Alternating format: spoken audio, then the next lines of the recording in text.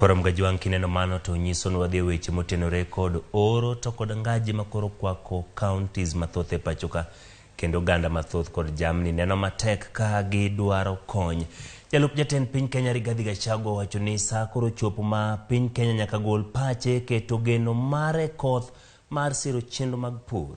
Kan lose romo kod jokanyo pogro kinyi makawuono, Rigathi wacho ni keto geno e koth ema miyo chiemo koso e pachoka e kinde mag oro. Nomedo ni loko chenro mag pur ema dhi bedo tich mokwongo ma jatend migawo mar pur Mithika Linturi nyaka kaw kendo ne kaka oketo e tim. Kembe mantie boriruok mar Kenya Association of Manufacturers ochoko omenda maromo milion 104 magichwalo e kony madhine jo Kenya mayudo midhiero mar oro gi kech. Komenda no owuok kuom kembe 101 ka jokanyo ma riwruogno biro kete lwet Kenya Red Cross. Is left out.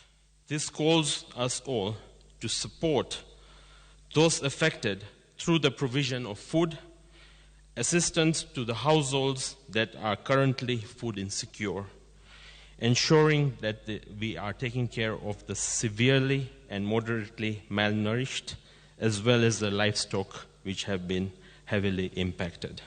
The dire situation we are in calls for robust, sustainable and long-lasting solutions to drive Kenya into an agricultural powerhouse. This is because we have a lot of land suitable for crop and animal production into surplus.